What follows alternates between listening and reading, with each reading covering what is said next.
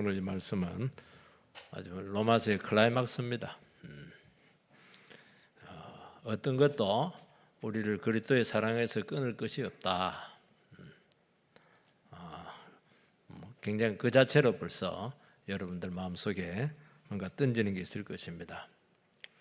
80년대가 그 유명한 영화가 이제 타이타닉이라고 하는 영화가 있는데, 그 타이타닉이 뭐 파손됐다 그런 것이 아니고 그 주제는 진실한 사랑이 뭐냐 하는 것입니다. 여주인공이 막 그 다이아몬드 이렇게 그 약혼자로부터 받았는데 막 굉장히 억압을 해요. 돈 많다고. 그래서 막 그거 피하려고 하다가 타이타닉을 탔는데 약간 큰달 같은 남자 만나가지고 사랑을 이렇게 해요. 감동적인 장면이 그 마지막 장면입니다. 타이타닉호가 난파가 되고 이제 구명 보트를 탔는데 그 1인용이에요. 여자 주인공 그 1인용이 앉아 있는데 남자 주인공이 그 구명 보트를 잡고 그 북해가 얼마나 차가워요. 끝까지 막 그냥 무서워하지 않도록, 애인 무서워하지 않도록 그냥 농담도 하고 막 끝까지 웃고, 그리고 막 서로 막 사랑을 고백하고 그때가 좋았다고 당시 그때. 그러고 나서 이제 얼어가지고 그냥 그 물로 쑥 빠지는데 그 장면이 나와요. 쭉 밑으로 내려가는 거 한참 내려갑니다. 가라앉았죠. 그래서 이제 여주인공이 이제 나이가 들어서 이제 그 잠수부를 통해서 그 인양을 타이타닉호를 인양을 할 때 자기가 그 애인에게 준 그 보석이 있어요. 그것을 이제 찾습니다. 굉장히 비싸죠. 그런데 그것을 자기가 가지지 않고 다시 그 바다에 던지는 거예요. 옛날 약혼자가 자기를 억압하려고 했던 그래서 준 그 보석, 그거는 진실한 것이 아니고 진실한 사랑은 바로 이 바다에 나와 같이 나누었던 그 남자와 나누었던 그 사랑이었다. 그렇게 해서 그 바다로 다시 던지는 거예요. 그래서 사랑은 죽음보다 강하구나 하는 것을 느끼게 되고, 진짜 사랑이 있는 곳이 어딘 것인가 하는 것에 대한 그 질문을 던지는 그런 내용입니다. 이 그리스도인은 주의 사랑으로 구원을 받았습니다. 구속적인 사랑이죠. 그런데 이제 우리가 예수의 사랑으로 하나님의 자녀가 되는데도 불구하고 실제 현실 속에서는 많은 어려움들이 있습니다. 시련들이 있고 고난이 있고 질병이 있고. 근데 이런 것들을 우리가 감당할 정도가 되면 되는데 살아보다 보면 감당이 안 돼요. 그러니까 많이 넘어집니다. 그리고 예수 믿는 사람들이 의외로 하나님을 믿기 때문에 더 좌절해요. 하나님 안 믿을 때는 뭐 어차피 인생은 그런 거야. 그러다 뭐 죽으면 되지 이렇게 하는데, 하나님 사랑을 알고 있기 때문에 사랑이 확인이 안 되면 굉장히 낙심을 해요. 그리고 마귀가 또 주위 사람들이 하나님 대적하는 세력들이 너 믿어봐야 무슨 소용이 있냐, 그거 가짜 사랑이다, 너 구원 그거 지금 그냥 그 짝사랑하지 마, 이렇게 하면서 자꾸 의심을 불러일으키는 것을 알 수가 있습니다. 그런데 오늘 말씀에 보면은 주의 사랑이 진정한 사랑이고 주의 사랑이 확인이 될 뿐만 아니라 어렵고 힘들수록 극복할 수 없는 그 극단적인 상황 속에서도 그때 더 깊은 주의 사랑이 너희들을 찾아오게 될 것인데, 그 주의 사랑이 확인될 뿐만 아니라 자신감을 가지고 모든 것을 다 이겨낸다, 넉넉히 이겨낸다, 이제 그 말씀을 우리에게 주시는 줄 믿습니다. 첫 번째는 어느 것도 그리스도의 사랑에서 우리를 끊을 것이 없다는 것입니다. 35절 말씀을 같이 한번 더 읽겠습니다. 35절 시작. 누가 우리를 그리스도의 사랑에서 끊으리요? 환난이나 공고나 박해나 기근이나 적신이나 위험이나 칼이랴. 우리가 크리스찬이 되었다고 해서 편안한 삶이 보장된 것은 아닙니다. 그래서 성경에서는 우리 성도의 삶을 나그네 삶이라는 것입니다. 정착을 못해요. 뿌리를 못 내리는 겁니다. 나그네는 오늘 내일 기약을 할 수가 없어요. 그리고 실제로 많은 시련이 우리에게 닥치게 되는 되는 것을 알 수가 있습니다. 오늘 여기에 보면은 7가지가 나와요. 환난이 나오고 공고가 나오고 박해가 나오고 기근이 나오고 적신이 나오고 위험이 나오고 칼이 나오고, 우리는 이게 잘 구분이 안 돼요. 환난하고 박해가 무슨 차이가 있는가. 그래서 그 당시 성도들은 이걸 다 알았어요. 왜냐하면 이게 뭐 특수 케이스가 아니고 특별한 사람이 나타나는 것이 아니고 그 당시 초대교회 때 예수를 믿은 사람들에게 이런 것들이 다 반사로 나타난 거예요. 이게 뒤에 보면은 뭐 그냥 도살당할 양같이 되었다 이런 말도 나오기도 하고요. 그러니까 그 당시는 예수를 믿었기 때문에 언제 잡혀갈지 모르고 그런 두려움이 늘 있는 거예요. 그리고 하룻밤 자고 나면 누가 투옥되었다 그 얘기를 듣고 있어요. 그리고 뭐 고문받았다 그렇게 하고 뭐 정신적인 고통 되기도 하고 심지어는 뭐 사자밥이 되어서 그렇게 순교를 하기도 하고, 이런 것들이 우리하고는 좀 그래서 이 본문이 잘 이해가 잘 안 돼요. 왜 이렇게 극단적인 얘기를 써가지고 우리는 얼마나 편안한데 극단적인 이야기를 써서 우리에게 자꾸 공포 분위기를 조성합니까? 그렇게 할지 모르겠지만은요. 그 당시 성도들에게 이거는 너무 다반사로 일상적으로 일어난 거예요. 그러니까 우리가 얼마나 자유로운 상태에 사는지 알겠죠. 우리는 얼마든지 예배를 선택할 수 있잖아요. 이 교회 가도 되고 저 교회 가도 되고 오늘 안 드리면은 다음 주에 드리면 되고. 그러니까 이게 안 나오는 게 사랑이 안 나와. 주님의 사랑, 목숨 거는 이 사랑이 안 나와요. 너무 여유가 많아. 선택의 기회가 너무 많아. 오늘 하루 딱 드리고 끝난 다음에 여러분 이렇게 예배를 드리겠어요? 내가 지금 병이 들었는데 언제 죽을 줄 모르겠다. 한 달 후에 죽을 줄 모르면 여러분 그렇게 예배 드리겠어요? 안 그렇잖아요. 너무 여유가 많잖아요. 36절에 보면은요, 안 띄워도 돼요. 우리가 종일 주를 위하여 죽임을 당하게 되며 도살당할 양같이 여김을 받았나이다. 하루 종일 죽임을 당하는 거예요. 죽인다는 게 육체적인 죽음만 있는 게 아니에요. 정신적으로 죽이고 사회적으로 죽이고 관계적으로 죽이고 영혼을 죽이고, 늘 언제 도살당할 양, 언제 내가 도살당할지 몰라요. 지금 와서 여러분들이 좀 감이 안 오시는데 일본에는 사형수들에게 사형 날짜를 안 가르쳐 준대요. 굉장히 무서운 겁니다. 그러니까 일어나면은 발자국을 듣는 거예요. 뚜벅뚜벅 오면 그때 이제 잡혀가는 겁니다. 그러니까 매일 도살당할 양 같은 거예요. 언제 사형 나갈지 몰라요.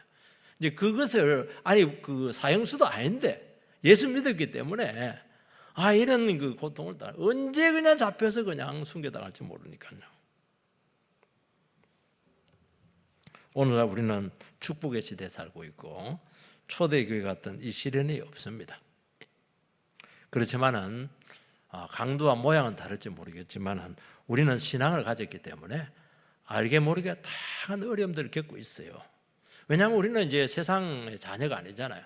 세상에서 구원받아서 하나님의 소속으로 바뀌었어요.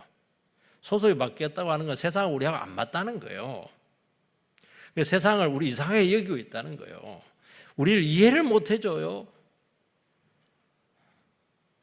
그래서 알게 모르게 음성적으로 다양한 시련을 우리는 피할 수밖에 없습니다. 그런다고 해서 세상을 떠나서 살아갈 수도 없어요. 하나님 세상에서 구원해가지고 다시 세상으로 파송을 했습니다. 어색하고 부담스럽고 또 서로 생각이 안 맞고, 부부도 있지만 예수를 안 믿으면 생각이 다르니까 몸은 부부인데 정신적으로 이게 부부로 같이 가기가 힘들 때가 너무 많은 거예요. 그거 자체가 너무 힘든 거 아닌가? 끊을 수도 없고 끝까지 가야 되는데 그 자체가 시련이라는 거예요. 성도는 구별된 존재이고 세상과 다르게 살아갈 수밖에 없어요. 그러니까 예수가 있다는 그 존재 자체가 이상한 사람이에요. 이거 이해가 안 돼. 그리고 쥐뿔도 많이 가지도 않은데도 불구하고 막 그냥 굴복하지도 않고, 그리고 그 존재가 막 정죄를 합니다. 너희들 그렇게 살면 안 돼. 그거 죄 짓는 거야. 말은 안 해. 그런데 그 존재 자체가 굉장히 그들에게 정죄감을 줄 때가 많은 거예요. 그러니까 막 죄를 지어도 같이 짓고 이래야 그냥 막 우리는 같이 동지다 이렇게 할 텐데 막 안 그래. 술집에 가도 막 술 맛이 안 나게 만들어 버리는 것입니다. 그래서 우리는 알게 모르게 견제를 받기도 하고 손가락질을 당하기도 하고 또 이상하게 불이익을 당할 때가 많아요. 그 집안에다 보면 누가 희생이 됩니까? 안 믿는 집에서 예수 믿는 너 때문에 우리 집이 이렇게 잘 될 때는 전부 다 자기들이 잘했다는 거예요. 안 될 때는 네가 예수를 믿기 때문에 두 종교 때문에 우리 집안이 이렇게 평지풍파가 일어난다는 것입니다. 증거도 없으면서. 그래서 집에서 쫓겨나기도 하고 조직에서 어려움을 겪게 되는 경우가 많다는 것입니다. 억울하죠. 손해죠. 에이, 괜히 예수 믿었단 말이지. 그런다고 해서 어떻게 항의할 수가 없어요. 우리는 하나님을 알기 때문에 그냥 꼼짝없이 당할 수밖에 없다는 것입니다. 그런데 실제 현실 속에서는 예수를 믿었기 때문에 무거운 책임을 질 때가 많아요. 여러 가지의 부담이 우리에게 다 온다는 것을 알 수가 있어요. 회피할 수가 없어요. 그 십자가를 지고 가야 돼요. 끊을 수도 없어요. 이거 남한테 미룰 수도 없어요. 예수 안 믿었으면 막 그냥 회피하면 될 텐데 예수 믿었기 때문에 감당을 해야 될 것들이 너무 많다는 겁니다. 그런다고 해서 알아주시잖아요. 너무 외로운 거예요. 이게 내가 아무리 부모 모시고 이렇게 해도 말이지 안 알아주니까 외로운 거야 이거. 그래서 안에 알게 모르게 응어리들이 있고 분노들이 있는 것을 알 수가 있습니다.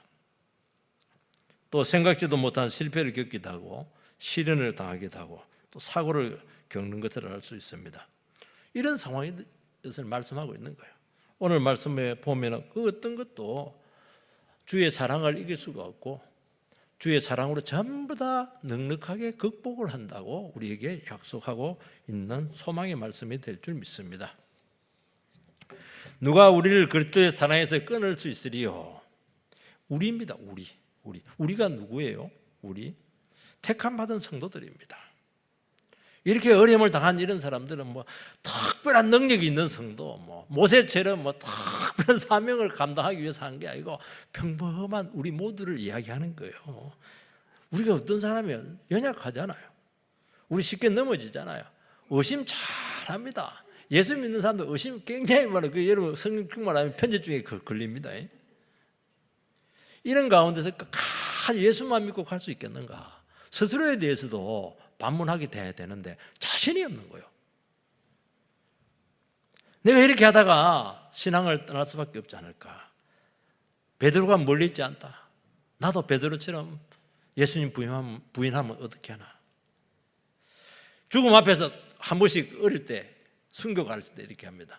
이승복은 총을 대놓고 그래도 나는 공산당이 싫어 이렇게 했는데 딱 대놓고 예수 믿을래 안 믿을래? 안 믿으면 죽인다 이러면 과연 자신 있을까? 그래서 저한테는 그런 질문을 안 하는 것 같아요. 그걸 대답할 만한 사람에게 하는 것이 너무 걱정하지 마세요. 그러나 이 세상 어느 것도 세상의 어떤 권력도 사람들이 나를 어떻게 괴롭혀도 아무리 돈이 있고 가난해도 심지어 죽을지라도 또 내가 계속 사회에서 밀어날지라도 하나는 건드릴 수가 없어요. 하나님이 나를 사랑한다는 것과 하나님과의 사랑의 관계는 절대로 끊을 수 없다. 말씀인 줄 믿습니다. 우리는 구원을 생각할 때 항상 내 입장에서 생각을 해요. 그러니까 흔들리는 거예요. 왜냐하면 내 생각은 왔다 갔다 하거든. 내가 주님을 사랑하는 게 막 식어버렸어. 요즘 교회 좀 빠져버리고 또 가슴이 이렇게 막 냉랭해. 뜨겁지 않아. 그러면 의심을 해요. 주님 나를 안 사랑하는 거야. 또 열정이 없어요. 옛날에 봉사도 많이 하고 막 성경도 열심히 읽었는데 근데 요즘은 막 세상 일이 바쁘다 보니까 막 그냥 예배도 빠져버리고 그러면서 어떻게 하냐고 내가 신앙을 좀 등한시했구나 그렇게 생각하면 될 텐데 주님이 나를 버린 거야 이렇게 생각을 하는 것입니다. 성경적인 관점은 완전히 다르다는 것입니다. 내가 붙드는 사랑이 아니고 주님이 나를 붙들어주는 사랑이라고 말씀하고 있습니다. 우리의 사랑은 사랑해봐야 얼마나 사랑해요. 그거 소꿉장난하는 사랑이죠. 힘이 없어요. 좋을 때는 사랑이 이래놓고 안 좋을 때는 원수도 그런 원수 변덕이 너무 심하다는 것입니다. 이 사랑의 힘으로 절대로 여러분들은 끝까지 못 갑니다. 이 험난한 세파를 절대 이기지 못해요. 힘 있는 아빠가 내 손을 꽉 잡으면 어린애가 안전하죠. 팍 잡고 끌고 갑니다. 저도 어릴 때 막 물살이 센데 막 형님이 내 손을 탁 잡고 그냥 걸어 이러니까 막 반쯤 지질 끌려갔어요. 건넜어. 우리는 예수님을 잡는다 그렇게 해도 급하면 다 놓습니다. 예수님께서 우리를 가만히 붙드는 이 사랑은 끊어지거나 어떤 것도 갈라세울 수가 없습니다. 주님은 우리를 버리지 않고 도리어 처지와 상황이 어려울수록 더 우리를 강력하게 붙드신다는 것입니다. 더 깊이 사랑하신다는 것입니다. 나는 포기해도 주님은 결코 사랑을 포기한 적이 없다. 저는 요한복음 말씀 중에 예수님께서 내가 택한 자를 끝까지 사랑했다. 끝까지 사랑한 것이 어떤 사랑이야? 십자가 달리면서까지 저주하지 않았어요. 이것들이 나를 버리고 배신해 그렇게 하지 않고 끝까지 그들을 기도했잖아요. 끝까지 자기 사람을 끝까지 챙긴 거예요. 사실은 주님은 우리를 끝까지 챙긴다니까. 걱정하지 마세요. 어려운 사람 더 챙긴다니까. 물론 우리는 시련을 당하고 어려움을 당할 때 온 힘과 열정으로 그거 이겨내야 되죠. 그것까지 안 하면 안 됩니다. 그거는 이상하죠. 근데 그것만으로 안 돼요. 그러니까 시험이 되죠. 그러니까 시험 당할 때마다 암담해요. 저 한 시험 끝나고 나서 새로운 시험 오고 그러면 익숙해져 가지고 막 단련이 되고 이렇게 하면 될 텐데 아니 또 어려워요. 엄마들 애 키울 때 보면 첫째는 막 안 키워봐서 어렵고 둘째는 또 까먹어서 어렵고 셋째는 막 또 이상한 놈이야. 그 놈마다 다 달라. 어떻게 키워야 될지 몰라 이거. 애가 왜 우는지도 모르겠고 할 수 있는 것이 없다는 거예요. 그러니까 참 연약하고 자칫 잘못하면 내가 제일 이 세상에서 불쌍하다고 여길 수밖에 없습니다. 이때가 중요한 거예요. 이때가 그리스도의 사랑이 찾아온다는 것입니다. 그 당시 성도님들이 겪었던 고통은 정말 말로 표현할 수가 없습니다. 이게 특수 케이스가 아니라고 했죠. 이건 다반사에 그들에게 일어난 거예요. 인간이 감당할 수 없는 인내를 요구하고 있습니다. 외부에 많은 핍박이 있고 압력이 있어요. 그걸 이기려면 어떻게 해야 됩니까? 삼투압 원리를 작용하면 돼요. 내부의 사랑이 강해지면 이기는 거예요. 내 안을 강하게 만들어야 된다는 거예요. 여러분 시험이 올 때 우리의 내면을 어떻게 해야 됩니까? 십자가 사랑으로 이것을 강건하게 강화시켜야 된다는 것입니다. 십자가 사랑이 무엇이에요? 우리는 아무것이 내세울 것도 없고 죄 지은 것밖에 없고 무능하고 하나님의 원수였고 존재할 가치조차 없는 무익한 존재였는데도 불구하고 예수님께서 우리를 사랑하셔서 독생자를 나를 위해서 모든 것을 다 주셨습니다. 피 한 방울까지 주셨다는 거예요. 여러분 우리가 고통과 갈등 중에 괴로워할 때 주님께서는 우리를 멀리하지 않습니다. 아이고 그렇게 살더니만 시련 당하는 거 싸다 싸. 네가 저지른 잘못이니까 네가 감당해라. 그렇게 해서 팔짱 끼고 계시는 분이 아니시다는 것입니다. 그 아픔에 함께 하시고 아파할수록 더 밀착해요. 우리 아이 아프면 어떻게 합니까? 엄마 잠 못 자잖아요. 계속 24시간 밀착해 있잖아요. 그리고 우리와 하나 되고 실제적으로 딱 연합합니다. 어려움 없을 때는 막 느슨합니다. 어려움 딱 생기면 예수님 딱 붙어버려요. 그러면서 우리의 고통과 아픔을 직접 다 가져가시고 감당하시고 끝까지 사사나가시고 그래서 이런 어려움들을 통해서 깊이 하나님의 사랑을 실제적으로 경험하고 체험하게 된다는 것입니다. 여러분 우리의 영혼이 우리의 내면이 강해지는 비결은 마인드 컨트롤하고 막 수영하고 안 됩니다. 그거 그 힘으로 했었으면 예수님 올 필요가 없어요. 그 비결은 예수의 사랑밖에 없습니다. 예수의 사랑을 받으면 내가 그렇게 귀해지게 되고 내가 무력한 그것도 있지만 이 무력한 나 자신을 그대로 받으셨잖아요. 수용되고 용납되고 받아들여지게 되고 그 나를 사랑한다고 하고 너는 그 모습 그대로를 나를 좋아한다고 이렇게 하니까 막 갑자기 자신감이 확 생깁니다. 나를 보면은 무너지는데 주님께서 나를 어떻게 사랑했는가 하는 것을 우리가 생각하게 되면 막 갑자기 그냥 내가 귀하구나 그냥. 그래서 어떤 상황이 올지라도 쉽게 무너지지 않습니다. 여러분, 내가 정말 여러분들이 내가 하나님의 사랑받는 자녀다 하는 그 정체성이 확신이 생기게 되면은 승리는 거기서 결정이 나는 것입니다. 우리는 상황을 이겨내야 결정된다는 생각이 아닙니다. 주님이 나를 강하게 붙들고 있고 주의 사랑이 나를 붙잡고 있고 주님이 나와 함께하고 주님이 나를 더 사랑하시고 여기에 대한 확신이 드는 순간 거기서 게임은 다 끝난 거예요. 절대로 나를 버리지 않는다. 거기서 끝난 거예요. 여기서 대할 힘이 생기는 거예요. 지혜가 생기는 거예요. 기도거리가 여기서 막 나오는 거예요. 그러니까 성경이 더 역사를 해요. 주님께서 직접 인도해요. 안 되면 내를 붙잡아서 끌고 가요. 그렇게 해서 이기는 것이지. 어떻게 여러분의 힘으로 감당할 수가 있겠습니까? 그러면서 시련 중에 주님의 사랑이 이해됩니다. 아, 나를 이렇게 깊이까지 아시는구나. 나 이런 약점들 알고 이미 대비가 되어 있었구나. 그러면서 말로만 된 사랑이 아니고 실제 사랑을 경험한다는 것입니다. 주님께서는 우리를 그 문제만 딱 해결해 주는 얄팍한 사랑 아니에요. 본질적인 사랑을 한다는 거예요. 우리가 시련이 생기고 어려움이 오면은 우리 본성이 막 다 드러납니다.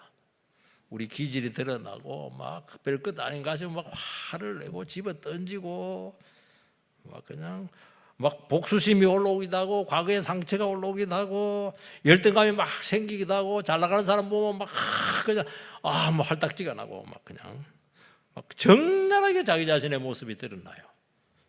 그동안 꼭꼭 숨겨놨는데 직분으로 숨겨놓고 신앙 연륜을 숨겨놨는데 어려움이 생기니까 그냥 우리 식으로 말하면 본색이 드러나나요. 그것도 적나라하게 드러난다는 거예요. 그때 내 자신을 압니다. 야, 내가 진짜 죄인이긴 죄인이구나. 내가 얼마나 까탈스럽고 내가 얼마나 다스려지기 어려운 인간이구나. 그걸 절절히 깨달아야 돼요. 그래서 주님께서 이 시련을 통해서 네 모습을 펼쳐 보여주겠다는 것입니다. 그걸 알아야 돼요. 그래야 입이 다물어져요. 그러면서 시련을 통해서 먼저 나를 치료하시고 내 자아를 강건하게 만드신다는 것입니다. 그래서 내 속 안에 죄를 토해내고 기도하고 하나님, 내 마음이 다스려지지 않네요. 내가 이렇게 복잡하고 내가 이렇게 집요하고 내가 이렇게 기질이 엄청나군요. 그러면서 하나하나 가지고 전부 다 십자가 앞으로 가져가게 되면 예수께서 그 모든 고통과 아픔을 다 가져가시고 성령을 부으셔서 우리를 강건하게 만들어 주실 줄 믿습니다. 그러면서 우리 죄된 자가 무너져요. 문제 많은 나를 위해서 고치기 위해서 예수께서 죽어오셔야만 됐다는 그것이 이해가 되기 시작하고 시련을 통해서 먼저 내가 치료가 되고 내 자아를 강건하게 만든다는 것입니다. 그 사랑에 감동이 되면서 우리는 변하기 시작한다는 것입니다. 여기 보면 이제 사랑을 얘기할 때요, 하나님의 사랑이라 그렇게 말씀하지 않고 그리스도의 사랑이다 그렇게 말씀하고 있습니다. 하나님의 사랑은 좀 멀어. 근데 그리스도의 사랑은 굉장히 가까워. 왜냐하니까 그리스도는 우리를 사랑하기 위해서 육신을 입고 이 땅에 오셔서 우리의 모든 연약과 부족과 죄성과 한계에 같이 동참을 했거든요.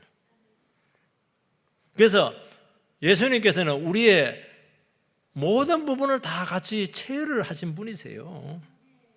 내가 얼마나 무너지기 쉬운 존재인가, 인생이라고 하는 것이 얼마나 유혹에 약한 것인가. 그래서 우리를 사랑하시되 깊이 알고 같이 공감하면서 사랑하신다는 것입니다. 그래서 우리가 시련을 당할 때 우리를 속속히 아시고 만지신다는 것을 알 수가 있습니다. 우리는 하나님을 알지만 하나님을 멀리해서 말씀을 싫어해서 하나님의 사랑을 너무 오랫동안 오해했어. 왜 오해를 합니까? 내 욕심대로 안 해주니까 굉장히 오해하면 믿어봐도 소용없다. 기도해도 응답이 안 되네.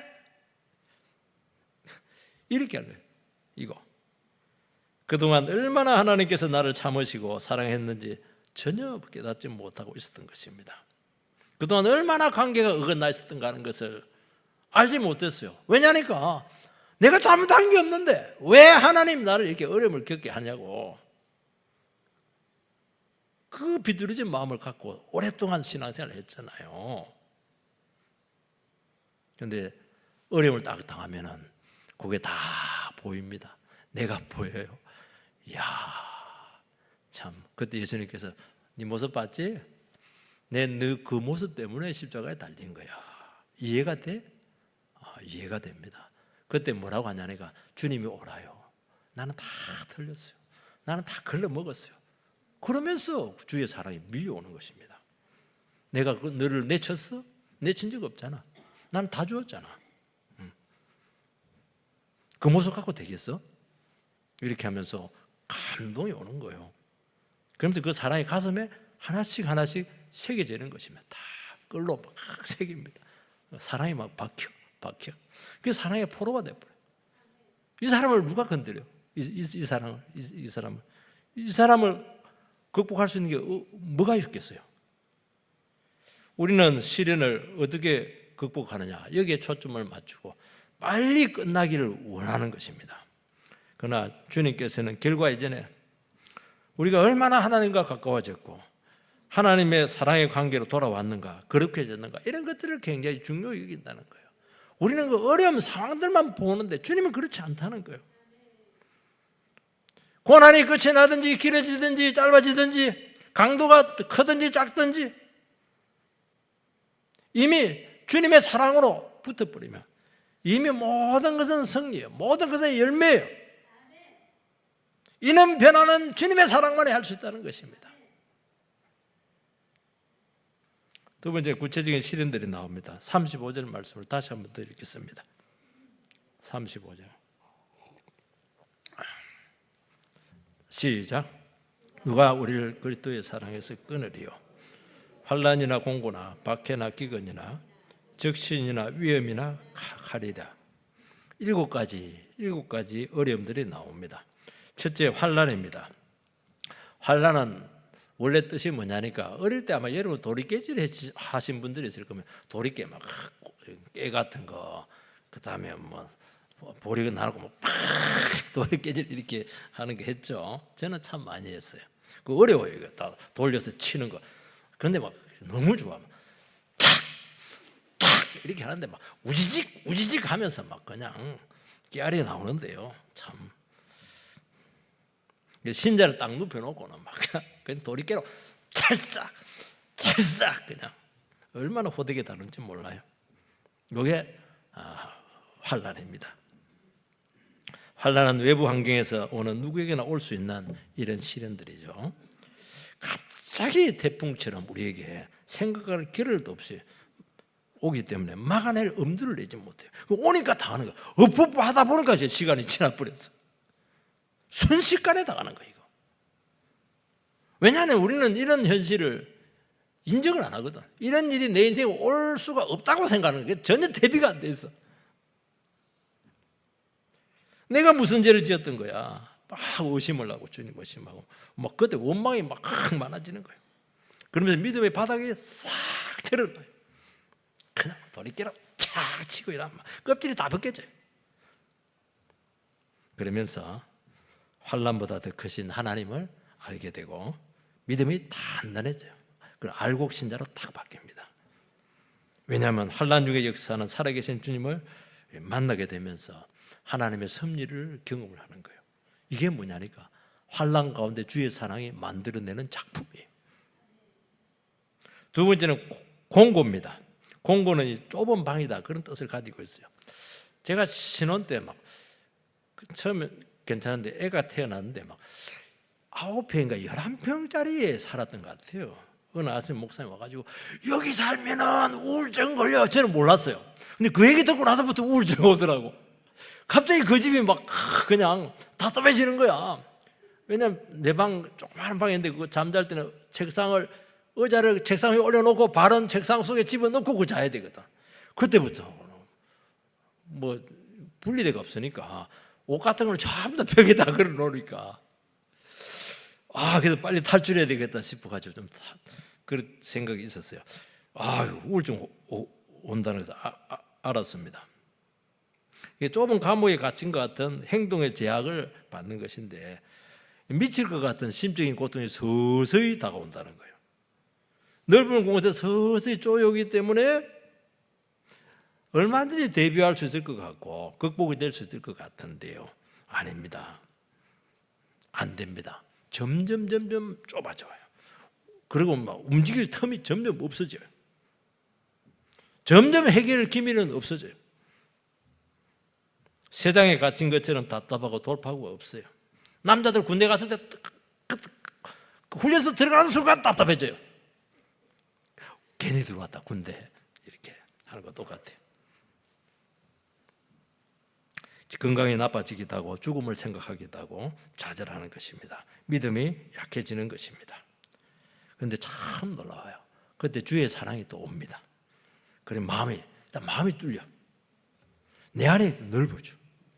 이상하게 여유가 생겨. 힘든데 견딜만해.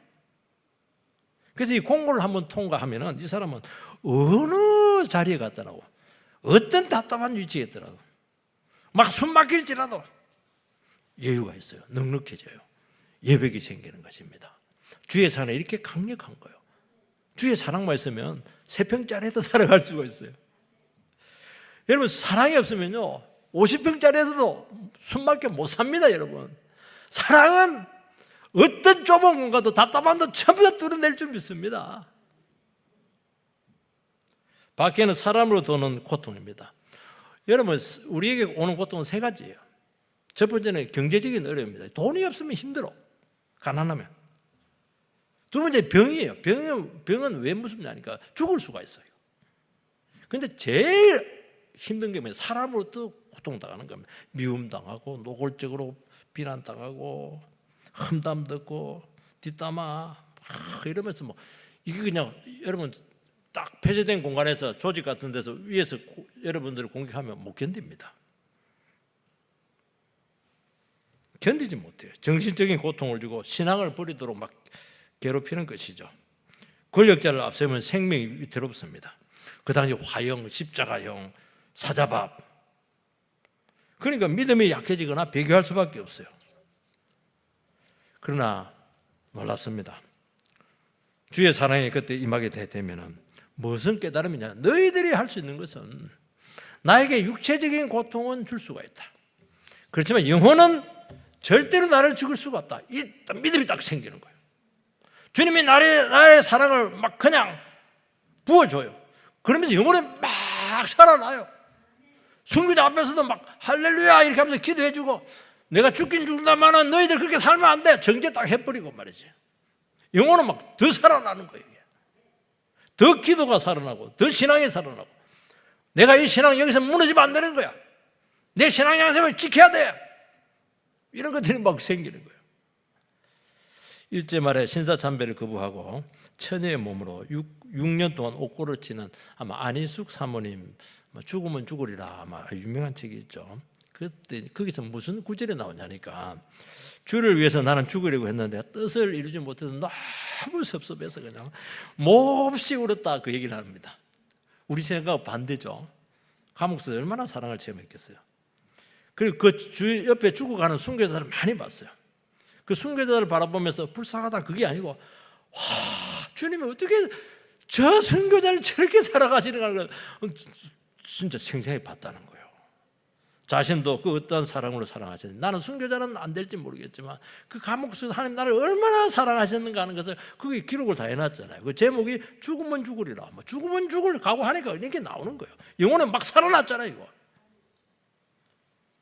기근은 먹을 것이 없고 굶주리는 것입니다. 직장을 잃거나 집에서 쫓겨나서 먹을 것이 없으면 괴롭죠. 우리나라도 사흘 굶으면 남은 집 담을 다 넘어간다고 합니다. 여러분 이 세상에서 제일 비참한 죽음이 굶어서 죽는 거예요. 여러분 우리가 먹고 살 길이 없을 때 참 비참하고 암담합니다. 양반 주제 막 손 벌릴 수는 없고요. 돈은 필요하고요. 괴로운 거예요. 여러분 우리나라가 정의를 부르짖고 이렇게 하지만은요, 먹고 사는 문제가 딱 걸리면 다 벙어리야. 정의가 중요한 게 아니고 지금 목구멍이 포도청이라고 들어갈 게 있어야 돼요. 목소리가 굉장히 작아지는 거예요. 비굴하죠 이것도. 근데요, 하나를 한번 체험해야 돼요. 기근이 오고 먹고 살 것이 없고 실업자로 있고 이렇게 할 때 죽었어요 여러분들? 보니까 얼굴 좋네. 포동포동한 뭐 핏기도 있고. 안 죽습니다. 왜 안 죽어요? 하나님께서 매 순간 공급을 해줘요. 까마귀를 터서 물어다 줘요. 그래서 한번 경험해 봐야 돼요. 예수 믿는 사람들이 이걸 경험해야 돼요. 왜냐하면 먹고 사는 문제에 벌벌 다 뜨는 거예요. 먹고 사는 문제가 걸리면 그냥 막 주님도 없고 아무것도 없어요. 교회도 없고 아무것도 없어요. 그때 이제 기도합니다. 일용할 양식을 두고 일용할 양식을 주시고, 옛날에는 주기도문을 주문지라고 외웠는데 밥 한 그릇 탁 놓고 일용할 양식을 주시고, 이 밥 한 그릇이 그냥 온 거죠. 이거 그냥 온 거 아니잖아. 이거 자녀들이 너 등록금 이거 그냥 온 거 아니다 이놈들아. 이거 그 자녀가 공부를 그냥 대충 하겠어요? 인생을 쉽게 살겠어요? 아니잖아요. 여러분 먹고 사는 문제 하나님 손에 달려 있다는 거예요. 그러면 돈 문제에 대해서, 가난에 대해서 겁내지 않아요. 물질 문제로 비교해지지 않아요. 그래야 여러분 신앙을 지켜내죠. 적시는 벌거벗었다는 것입니다. 우리 몸벗은 뻘겋잖아요. 잊지 못하고 자지 못하고 춥고 배고프고 목마르고. 주의 사랑은 가난도 비참도 우리를 잠자게 하지 못해요. 위생적인 더러움도 극복을 합니다. 선교사님들이 가는 곳은 열악한 곳이에요. 그런데 그 선교지에서 그 더러운 데서 밥도 그냥 그 사람들은 문제는 세수를 안 해. 냄새가 진동을 해요. 근데 그거 먹고 자기만 먹으면 됐는데 그걸 들고 니도 먹어라. 받아 먹겠어요 이거? 중국 가는데 어느 가는데 막 밥을 내주더래요. 근데 밥이 흰색이라 해야 되는데 새카맣더래. 파리가 막 꽉 앉았다는 거예요. 파리똥하고. 먹어야 됩니까? 먹지 말아야 됩니까? 할렐루야 아멘 감사하면서 먹었대요. 그럼 안 먹으면 선교 안 되는 겁니다. 여러분 사랑하면 그곳이 가장 좋은 곳이라고 말한다. 선교사님 중에서 몹쓸 곳에 살았다 그런 사람 없어요. 거기 가야 내가 편하다는 거야. 이거. 한국에 오면 이상하다는 게 너무 잘 살아가지고 이거. 나는 이곳에서 난 호텔에 있으면 안 돼. 나는 그 텐트에 가가지고 그들하고 같이 있어야 돼. 시커먼 것들하고.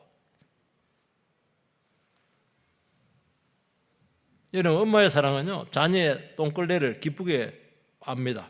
애들 똥 누면 반드시 그거 검사합니다. 우리 애가 된 똥을 쌌네. 똥이 둥둥 떠 있네. 설사고 이러면 막 괴로워하는 거예요. 똥 보고 감사합니다 이거. 여러분 사랑은 희생과 고생을 간격으로 승화시키는 거예요. 여섯 번째는 위험입니다. 위험은 진리로 살고 정직하게 살고 이러면 우리는 위험해질 수밖에 없어요.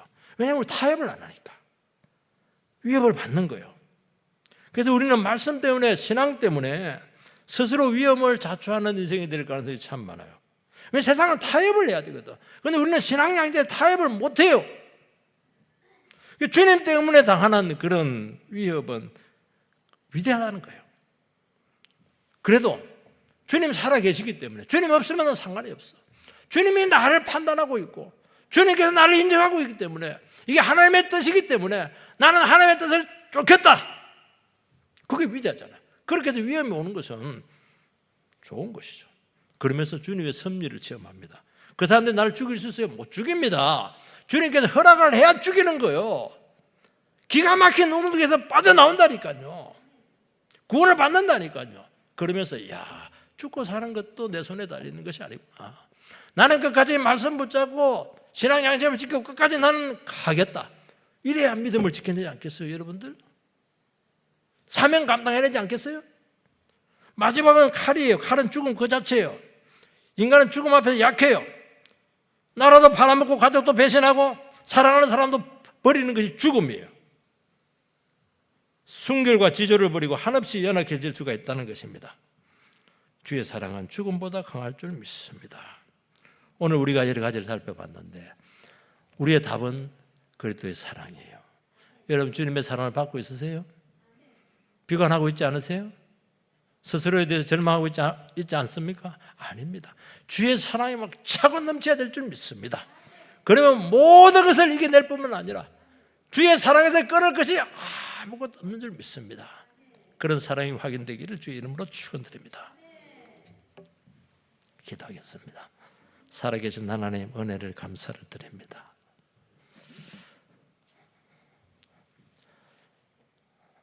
주님께서 구원하신 자기 백성들 끝까지 사랑해 주시고 어렵고 힘들수록 주님의 사랑이 우리에게 부어진 바 되고 주의 사랑만 확인되면은 아무것도 우리를 얽어맬 수 있는 것이 없다고 말씀해 주시니 감사드립니다. 이것이 성경책에 있는 말씀이 되지 않게 해주시기 바라고 나의 가슴판에 깊이 새겨지는 능력의 말씀이 되게 해 주시옵소서. 예수님 이름으로 기도하옵나이다. 아멘.